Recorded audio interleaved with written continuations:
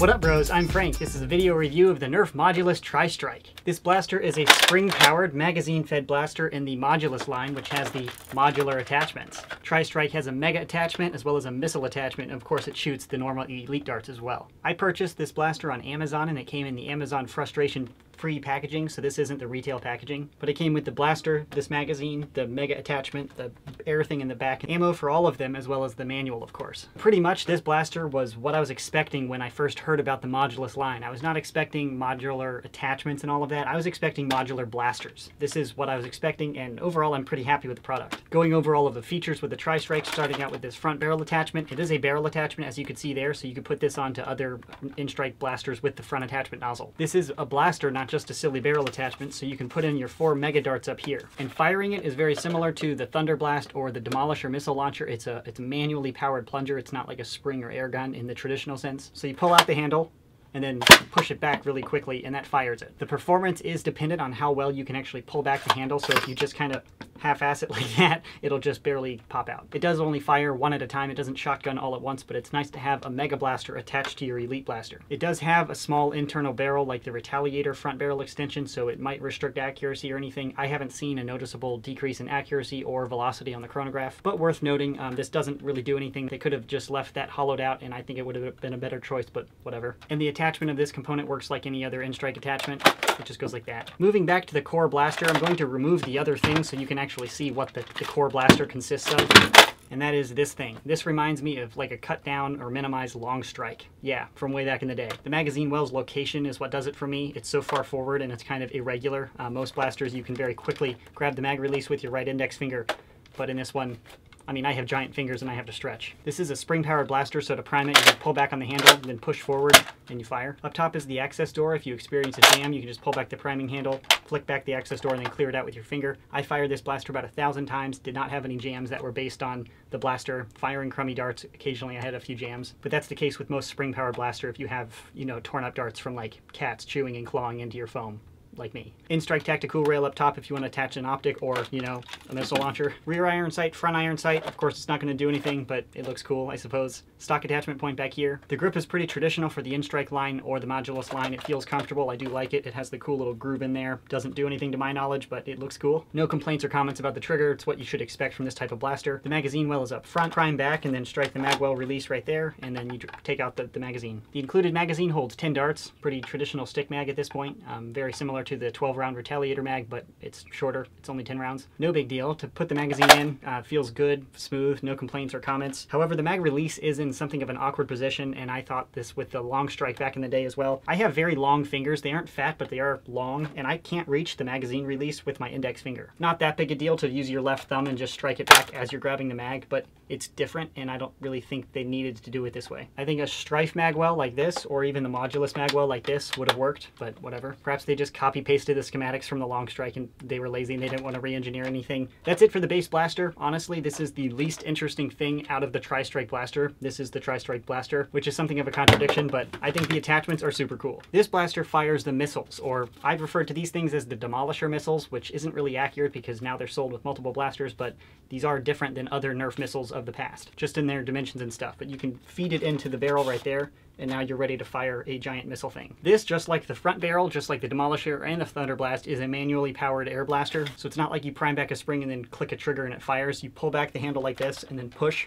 really fast, and that's how you fire the blaster. Meaning the performance is also based on how quickly you can push this in. I think the system works pretty well. The attachment is just as strong as any other attachments, but you don't have to actually like put force into this. If you had to prime and push forward like this really roughly on the front, this whole thing would fly off the gun, of course. But since it doesn't, this is attached to the very sturdy stock attachment point. You can put this attachment into anything. For anybody who can't give up their hardcore optic because when you look down it's like, oh, I can't use my irons, there's a tack rail up here for you to attach your scope. Oh yeah, sniper mode activated. I'm just kidding, of course. But nice little option there. This stock attaches to the in-strike attachment point just like any other stock, and again, to fire, you pull out and there's nothing pulling back like a spring to pull it back. So if you wanted to Nerf like this, you could, but this might break, I don't know. And then to fire, you just push forward really quickly, and then that pushes air up through this little tube and it pushes your missile out. But if you can notice, this guy is also a stock attachment point, so this is a standalone blaster if you want it to be. Tactical dismount. So yeah, it looks a little weird, but this is a standalone blaster. You can walk around and have a little missile launcher. I think that's really cool. Tactical dual wield mode, although this one takes 2 hands to fire, and so does this. Wait, that's not gonna work, never mind. I really dig this option though, to have a standalone blaster, and this can go onto other blasters as well. Very modular, appropriate for the Modulus line. This is the type of stuff I was pumped for when I first read about the Modulus line before the Modulus came out. Speaking of, still not stoked that they named this one the Modulus inside the Modulus line, because now when we refer to this, it also has Modulus printed into the side. They should have named this something else, anything else, but not Modulus. But it's compatible with other blasters, so if you don't want it up top, because I personally think that's kind of a weird place to put it, you can put it on the side tack rail and still have an open line of sight to be able to look at where you're shooting. Super tactical, super modular. I dig it. Well done, Hasbro. Don't say that too often. Zinger! This is why they don't send me stuff. I don't think they like me.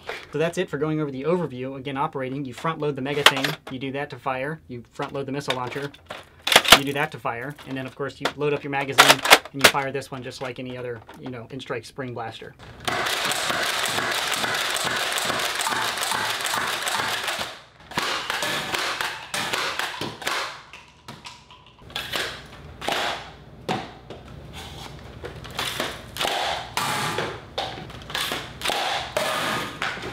Slam fire.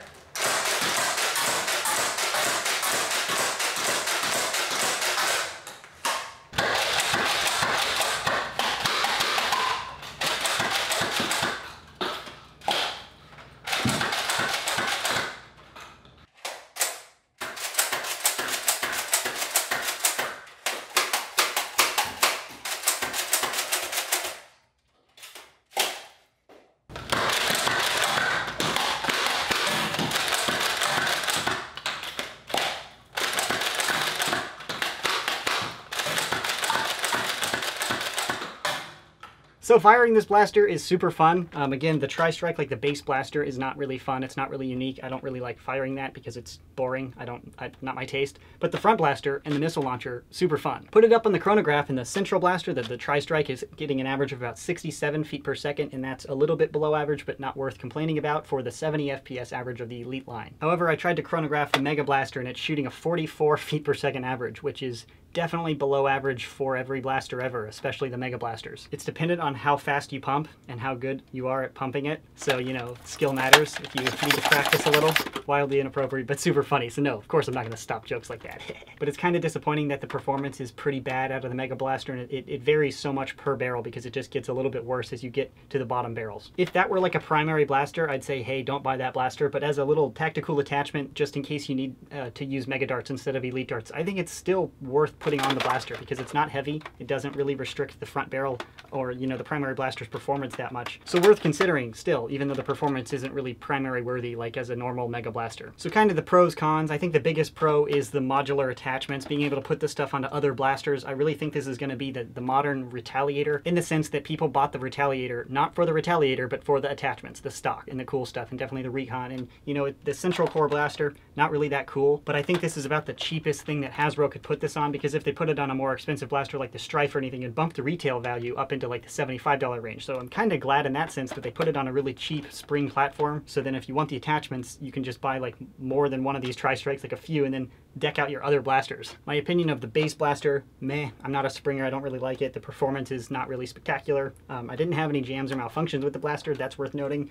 but just not my style. The front blaster thing, performance isn't there, but it's super cool. I really like the fact that you can just put this onto any other blaster, so you don't have to commit yourself to the Mega line, but some game types will value a Mega Dart differently. Like it counts as 2 kills or 1.5 kills, or you can only disable certain objectives with a Mega Dart because the Elite Blaster doesn't have enough stopping power or whatever. So if you just suddenly play one of those rounds, you can say, hey, I have one of these, slap it onto the blaster, play that round, and then take it off if you don't want to use it for the next round. You don't have to commit to like gluing the blasters together or full integration. You can just snap it on and off. Super cool. The missile thing is also super cool. I like how, again, it's modular. The biggest cons, in my opinion, this loose wire for some like people, if your coordination blows, you might end up like accidentally ripping this thing off. I don't know. And I think this distance and this gap here could be a little bit bigger. I think it's a little uncomfortable. It feels like a thumbhole stock, and I've complained about those before. I just don't think they're great. I don't see any reason why this couldn't have just been slanted back a little bit to create more space in there. It doesn't really seem mechanically necessary. And my final gripe is the mag release, which I've already mentioned. I just don't really like its location. I think a strife style mag release that would be right here, so you can just kind of grip the mag like this, and you know, your thumb would be striking it right here. But overall, for the money, I think this is a fair value. If you dig the attachments, if you want it just for this blaster, I'd recommend maybe a Retaliator. It's less expensive and kind of the same performance. But if you're into cool attachments and you want to put it onto a blaster that isn't garbage, or, you know, I'm just kind of biased, Flywheel Master Race, I don't really like Springer primaries. So you could be like, boom, tactics, and then you could just go slay all the zombies, just kill them all, because that's cool. Or in the Modulus, now your colors match a little bit better. And if you notice, they didn't put any of this ridiculous teal into the attachment, so you can put it on the Modulus and it doesn't look horrendous. Not really sure why they picked two different colors like teal and lime green instead of just making the whole Modulus line the same. I don't know. But the attachments don't have that darker green in it, so you can put them onto any white blaster and it looks fine. But that's the review of the Tristrike. Hopefully it provided all the information you need to know whether or not you'd like to purchase the blaster. If you're interested in purchasing one, I'll put a buy link in the description box below. Keep in mind, if you click through any of my Amazon buy links, you help me out a little bit as an Amazon affiliate. It doesn't cost anything or change your checkout at all. But that's my review of the Tristrike. Thanks so much for watching, and as always, stay tactical.